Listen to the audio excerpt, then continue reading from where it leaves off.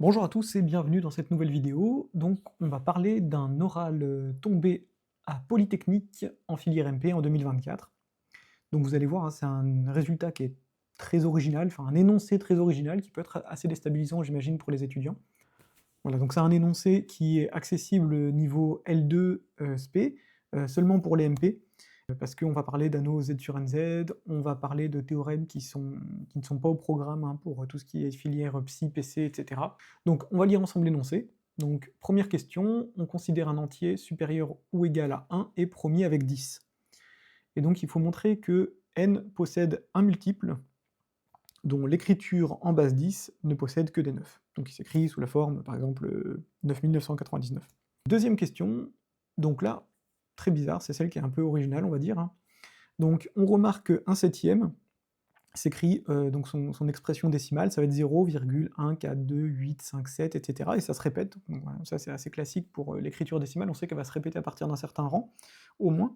Et donc là, elle se répète immédiatement, et on remarque qu'en fait, quand on va tronquer, quand on va regarder 142 plus 857, ça fera 999. Donc encore que des 9, donc probablement qu'il y a un lien avec la première question.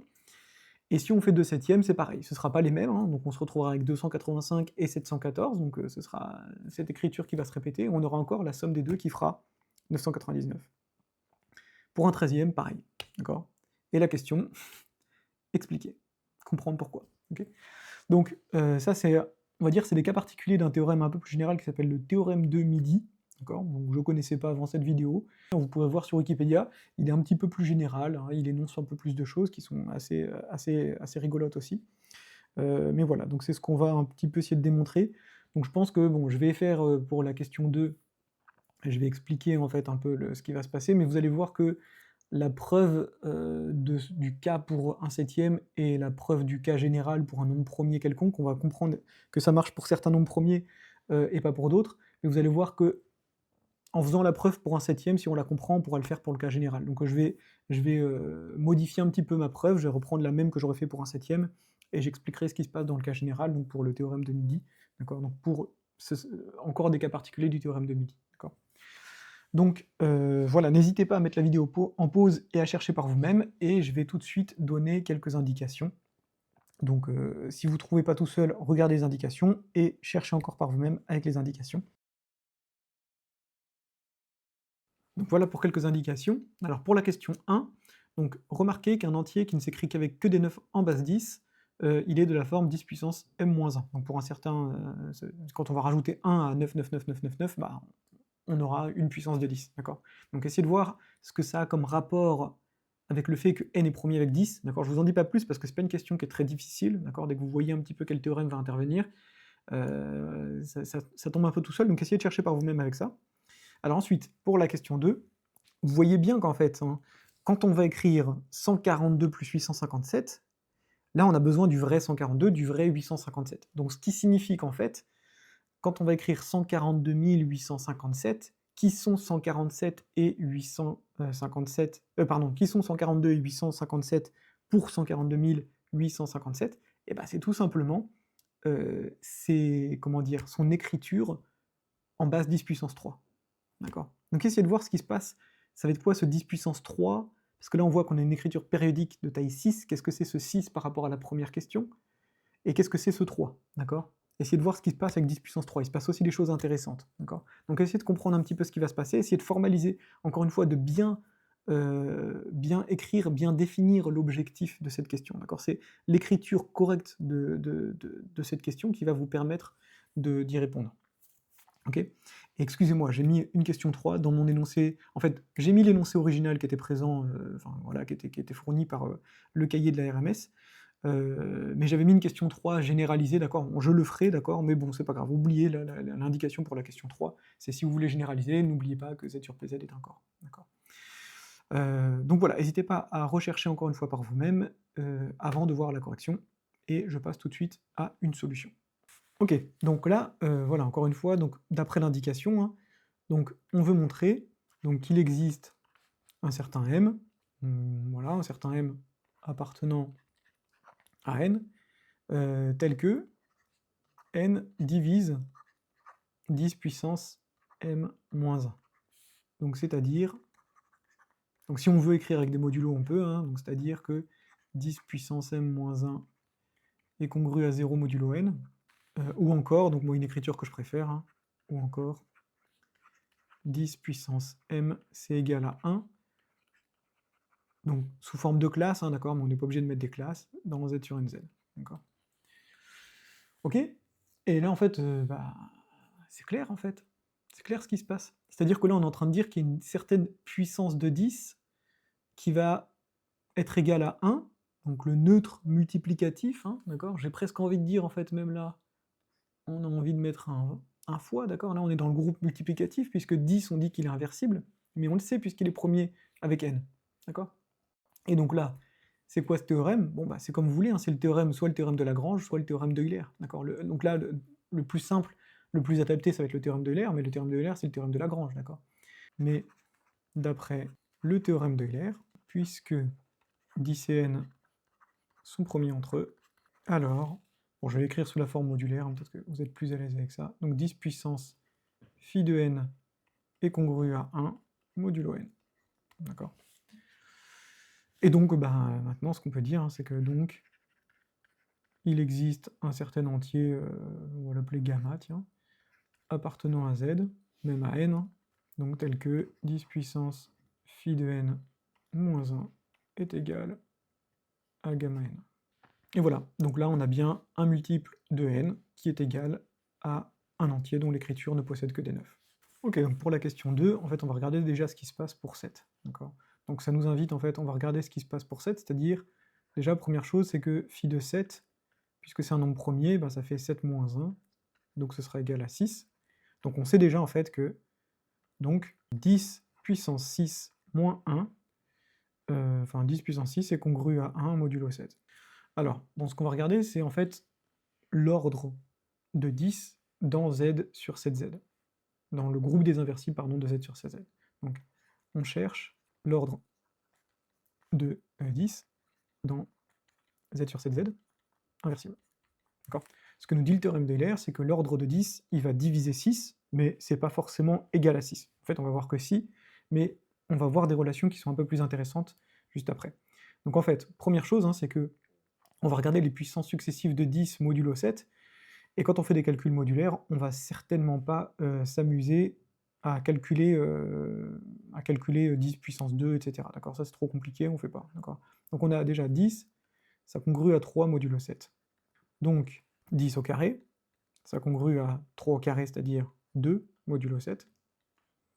Et on continue, on multiplie par 10, donc 10 puissance 3, donc on va multiplier par 10, ça va faire 2 fois 10, ça fait 20, 20 ça fait moins 1, d'accord, parce qu'on peut retirer 21, et donc c'est congru à moins 1 modulo 7. Donc là en fait, hein, puisque l'ordre il divisait 6, c'était soit 1, soit 2, soit 3, ou alors 6, d'accord. Et on voit que c'est ni 1, ni 2, ni 3, donc c'est 6. Mais c'est cette relation qui va nous intéresser, d'accord. Ça va être chouette, ça c'est bien. Alors maintenant on va essayer de traduire un petit peu ce problème. Donc en fait, on va déjà essayer de comprendre ce que c'est que ce 142 857. Si on fait 10 puissance 6 fois 1 septième, moins 1 septième, donc ça va nous dire que c'est un entier. Et en fait, ce sera exactement justement cet entier-là, d'accord. Ça c'est un entier, on l'a appelé gamma tout à l'heure, et on va dire que c'est 142 857. Mais vous allez voir qu'en fait, le 142 857, on n'en a pas grand-chose à faire, on peut les oublier, hein, d'accord. C'est pas très intéressant. Mais en fait, on va essayer de comprendre justement grâce à ça, ce que ça va être ce 142 et ce 857. En fait, en écrivant gamma en base 10, en base 10 puissance 3, on va pouvoir dire que c'est A fois 10 puissance 3 plus B, d'accord. Et en fait, il n'y a pas de truc plus grand, il n'y a pas de 10 puissance 3 puissance 2, parce que ça voudrait dire qu'on a un élément de la forme 10 puissance 6, sauf que gamma, il est évidemment plus petit que 10 puissance 6, d'accord. Donc c'est strictement plus petit que 10 puissance 6, donc c'est l'écriture en base 10 puissance 3 de gamma. Ok, et donc maintenant la question c'est, est-ce qu'on a A plus B qui est égal à 999? C'est ça la question qu'on se pose, d'accord? C'est ça la question qui nous est demandé d'expliquer. Ok. Bon, il y a la star de la chaîne qui fait une apparition. Salut Sésame. pour faire ça, en fait, on va repartir, en fait, de cette identité, hein, donc de ce truc, cool, hein, d'accord? Donc en fait, ce qu'on va dire, c'est que je vais mettre une petite étoile pour qu'on s'y retrouve. Donc d'après étoile, donc il va exister un certain entier, on va l'appeler, C par exemple, donc appartenant à n, donc tel que, donc 10 puissance 3 plus 1, c'est égal à 7C. OK? Donc c'est-à-dire que donc 10 puissance 3 plus 1, 10 puissance 3, on va mettre sur 7, plus 1 sur 7, c'est égal à C. Et donc maintenant, on va essayer de voir le rapport entre C et ce gamma-là qu'on a ici, d'accord? Et essayer de voir aussi le rapport avec A et B. Voilà, donc ce qu'on va faire, c'est qu'on va reconstruire notre relation. Là, en fait, on va simplement multiplier par 10 puissance 3 ce truc-là, d'accord? Donc si on fait fois 10 puissance 3, qu'est-ce qui va se passer? Bon, on va se retrouver avec donc 10 puissance 6 sur 7, plus 10 puissance 3 sur 7, qui va être égal à 10 puissance 3 C. Et si on recommence, pardon, si on remplace maintenant notre 10 puissance 3 sur 7 qui est là, par justement C moins 1 septième, on va se retrouver avec donc 10 puissance 6 sur 7, donc moins 1 septième, qui va être égal à 10 puissance 3 C, plus C, moins C, pardon. D'accord? Donc ici, j'ai juste remplacé ce truc-là, hein, d'accord? Je l'ai remplacé justement par ce qu'on avait juste au-dessus, d'accord? Par la relation. Et maintenant, ce que ça nous dit, c'est que en fait, 10 puissance 6 moins 1 sur 7, ça, on savait ce que c'est. Ça, c'est notre entier gamma. Donc c'est gamma, et donc c'est 10 puissance 3C moins C. D'accord? Et là, on voit qu'on y est presque, hein, parce que le C en question, c'est un diviseur de 1001. Donc en particulier, c'est quelque chose qui est plus petit que 10 puissance 3. Donc en fait, ce qu'on a, c'est que donc gamma, c'est égal à 10 puissance 3C moins C, et ça, on aimerait bien en fait en faire l'écriture en base 10 puissance 3 de gamma. Malheureusement, à cause du moins C qui est là, c'est pas directement l'écriture en base 10 puissance 3 de gamma, mais en fait, avec une petite astuce, hein, c'est juste une histoire de retenue. Ce qu'on va faire, c'est qu'on va dire que c'est 10 puissance 3 facteur de C moins 1, donc plus 10 puissance 3 moins C. D'accord? Là, j'ai juste en fait, hein, mis un moins 1 plus 1 dans notre C, et maintenant, bon, toujours de la même façon, ce truc-là, c'est bien un élément qui va être entre 0, ça c'est supérieur à 0 et strictement plus petit que 10 puissance 3, et de la même façon pour ça, d'accord? Et ça pareil, ça va être entre 0 et 10 puissance 3. Et donc là maintenant, on a notre écriture en base 10 puissance 3, et donc par unicité de l'écriture en base 10 puissance 3, on obtient donc A égale C moins 1, et B égale 10 puissance 3 moins C. Et donc, bon, là, on fait la somme des deux, hein, donc on a A plus B qui va être égal à C moins 1, plus 10 puissance 3 moins C, et donc là, on voit que les C disparaissent, ça fait 10 puissance 3 moins 1, qui est égal à 999, comme par hasard. Donc, voilà, et on voit bien qu'en fait, hein, les spécificités, on n'était aucunement obligé, hein, ni que ce soit donné dans l'énoncé d'avoir 142 857, hein, ni de le calculer. D'accord? Là, on voit bien qu'en fait, si on savait pas ce que c'était à la base, tout le raisonnement que j'ai fait, il est tout à fait correct. Voilà, donc j'ai rajouté en rouge, hein, la correction, si on veut 2 septièmes à la place de 1 septième, en fait, là, ça va pas changer grand-chose, hein. On a toujours, on multiplie par 2, on aura un autre gamma, donc une autre écriture décimale. On va même pas regarder ce que c'est parce qu'on s'en fiche un petit peu. Ensuite, l'écriture en base 10 puissance 3 va toujours exister, je l'écris sous la forme A' plus B', d'accord? Donc la question c'est toujours est-ce que A' plus B', enfin A' fois 10 puissance 3 plus B', d'accord? Et est-ce que la question c'est est-ce que A' plus B' c'est égal à 999, pardon? Et donc là, on fait la même chose, d'accord? Donc en fait, on va écrire, donc pardon, là, ça va être 2 fois ce truc-là qui va être égal à 7C', d'accord? Et donc on fait les mêmes manipulations, d'accord? Donc là, on va juste faire x 10 puissance 3, comme tout à l'heure. On va se retomber avec cette même relation, d'accord? Et en fait, vous allez me dire: «Oui, bah, d'accord, mais on pourrait faire ça, en fait, avec n'importe quoi d'autre. On pourrait faire ça avec 3, 4, 5, 6, et pourquoi pas 7?» Et en fait, pourquoi pas 7? Parce qu'en fait, ici, si on multiplie par 7, C', il sera plus grand que 10 puissance 3, et donc ici, on n'aura toujours pas l'écriture en base 10 puissance 3, d'accord? Parce que C' justement, va dépasser 10 puissance 3. Donc c'est juste ça, en fait. Mais si on le fait effectivement pour 3, 4, 5, 6, vous pouvez regarder avec votre calculatrice, hein, si vous faites par exemple 5 septièmes, on aura une écriture périodique de taille 6, et si vous faites la somme des 3 premiers chiffres, enfin de la première, des 3 premiers de l'écriture en base 10 puissance 3, des 3 premiers plus les 3 suivants de la période, vous allez bien tomber sur 999. Alors maintenant, l'idée, ça va être de comprendre comment est-ce qu'on a fait, d'accord? Donc là, on a terminé en quelque sorte l'exercice, hein. Si on fait la même chose pour un treizième, bon, je vais le faire rapidement pour qu'on voit.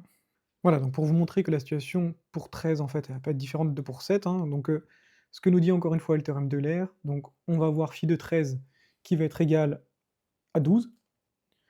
Donc, on sait que l'ordre de 10 dans, le groupe, hein, ça va diviser 12, d'accord? Donc on va regarder les premiers calculs. Donc 10, on va dire que c'est -3, modulo 13, d'accord? Donc toujours faire ce genre de petites astuces, hein, plutôt que de calculer après, 10 au carré, on va calculer -3 au carré, ce qui est beaucoup plus simple. Donc 10 au carré, ça nous fait 9, ce qui est égal à -4 modulo 13. On prend encore le plus petit quand on fait des calculs, d'accord? Et ensuite, quand on va multiplier encore par 10, ça fera -40. -40, on peut lui ajouter 39, ça fait -1 modulo 13. Et donc là, en fait, on voit bien que donc l'ordre de 10, donc 10 est d'ordre 6 dans, Z sur 13Z, dans le groupe des inversibles de Z sur 13Z, d'accord?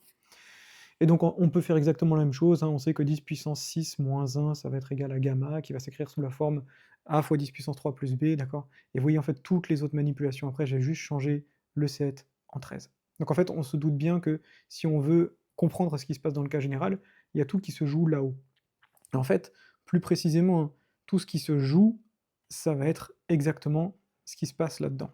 Donc en fait, ce dont on a besoin, c'est juste qu'à un moment, on tombe sur -1. C'est ce petit -1 magique, en fait, qui va nous permettre d'obtenir cette relation-là, qui va être le 10 puissance 3c moins c, et qui va nous permettre de conclure, d'accord? Donc, de la même façon, hein, vous pouvez regarder sur votre calculatrice ou n'importe quoi, hein. Si vous faites, 5 treizièmes, par exemple, on aura encore une écriture périodique de taille 6.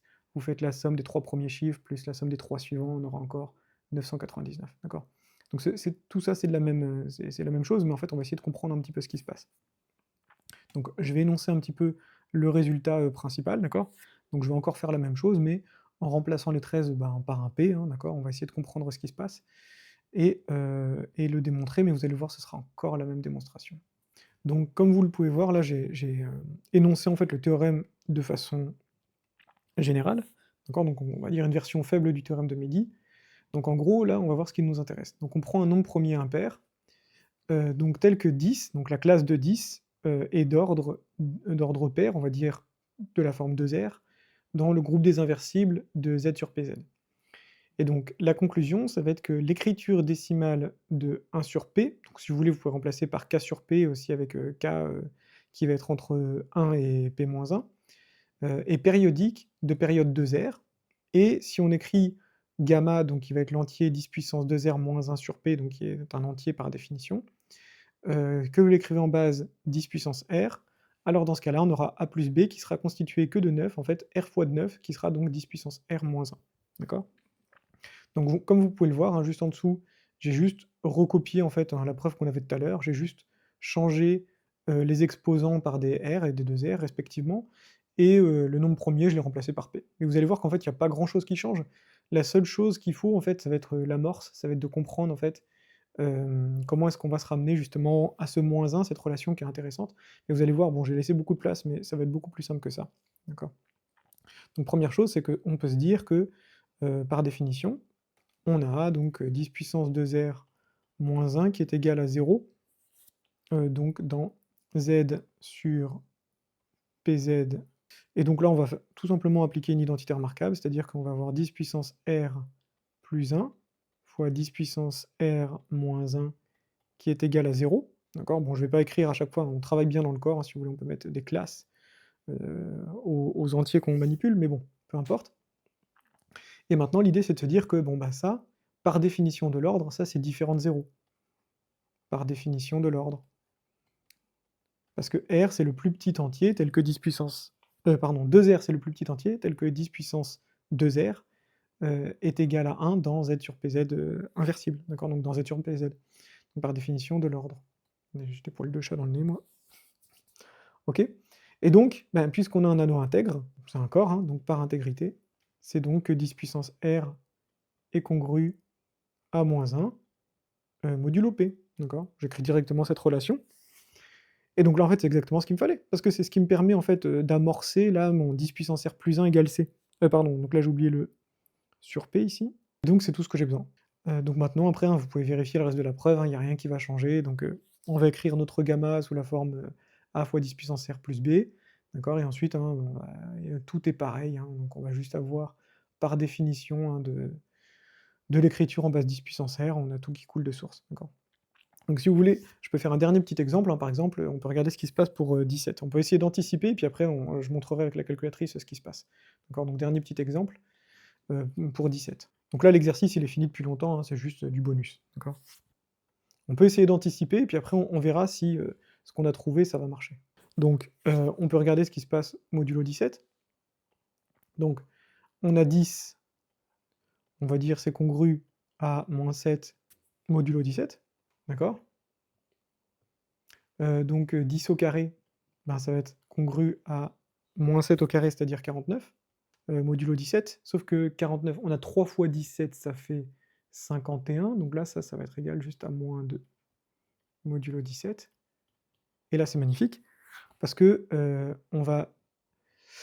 pardon, j'aurais dû commencer peut-être par dire que phi de 17, c'est égal à 16, d'accord? Et donc l'ordre, en fait, de 10, ça va diviser 16. Et les diviseurs de 16, bah, en fait, c'est que des puissances de 2. Donc on sait déjà que l'ordre de 10, ce serait une puissance de 2, d'accord? Donc là, en fait, on peut carrément passer au carré, hein, parce que ça sert à rien de regarder 10 puissance 3. 3, c'est pas une puissance de 2. Donc on va avoir 10 puissance 4, ben, ça va être égal à 4. 10 puissance, je vais écrire un peu plus bas pour qu'on ait de la place. Il est à l'aise, lui. Donc ensuite, on va avoir 10 puissance 8, ben, ça sera 16, c'est-à-dire moins 1. Et donc, bah là, maintenant, on arrive à 10 puissance 16, qui va être égal à 1 modulo 17. Donc là, en fait, on retrouve ce qui nous intéresse. D'accord? Donc là, on a donc 2R, ici, ça va être égal à 16. Là, on est bien d'ordre pair, hein. C'est pas tout le temps garanti, hein, qu'on est d'ordre pair, hein. Des fois, 10, il est d'ordre impair, et là, il se passe pas grand-chose, d'accord? On peut pas dire grand-chose. Même le théorème de Midi, il parle pas vraiment de ces cas-là, d'accord? Donc là, ça va s'écrire de cette façon-là. Et donc, là, ce qu'on peut anticiper d'après le théorème qu'on vient de démontrer, c'est que 1 sur 17, il va s'écrire sous la forme 0, et donc là, un gros machin qui va être de taille 16, d'accord? Une écriture périodique qui va être de taille 16, et quand on va prendre les 8 premiers chiffres plus les 8 suivants, ça va nous donner normalement que des 9. Donc je vais prendre la calculatrice, et je vais faire des screenshots, et puis comme ça, on verra si ça marche. Voilà, donc là, juste avec la calculatrice, hein, j'ai tapé 1 sur 17, ça m'a donné ce truc-là. Donc là, première chose qu'on observe, hein, c'est qu'on a bien une écriture périodique de taille 16, d'accord? Donc ça fait 0, 5, 8, 8, donc là 1, 2, 3, 4, 5, 6, 7, 8, 9, 10, 11, 12, 13, 14, 15, 16. Donc là, on a bien 16 chiffres qui se répètent, d'accord? Donc on a bien une écriture périodique de taille 16. Et là maintenant, normalement, hein, si tout se passe bien, si on fait ce gros machin plus ce gros machin, bah, si le monde est bien fait, ça devrait faire un truc avec que des 9. Donc c'est parti, on va regarder ce que ça donne. Et voilà, donc là, on observe, hein, que le monde est bien fait, que le monde est beau. Effectivement, quand on fait la somme des 8 premiers plus les 8 suivants, et ben ça nous fait un nombre avec que des 9, et combien il y en a? Et il y en a exactement 8. D'accord? Donc c'est exactement ce qu'on voulait démontrer. Donc on a terminé pour ce petit exercice, hein. Donc il y avait plus de bonus que d'exercices, hein. En fait, quand on voit les astuces, hein, c'est pas si compliqué. Bon, c'est pas toujours très simple à trouver, d'accord? Mais c'était, voilà, c'était un exercice que j'ai trouvé vraiment très sympa, vraiment très original, hein, au niveau de son énoncé, hein. C'est vrai que c'est plus chez Polytechnique, hein, qu'on voit des énoncés qui parfois sortent vraiment de la norme, avec, des considérations sur les écritures décimales, ce genre de choses. Donc voilà, j'ai beaucoup apprécié faire cet exercice, et j'espère qu'il vous a plu aussi. En tout cas, n'hésitez pas à me dire dans les commentaires si c'est le cas, et si vous aimez bien, hein, ce genre de petits exercices, hein. Donc voilà. À bientôt pour une prochaine vidéo.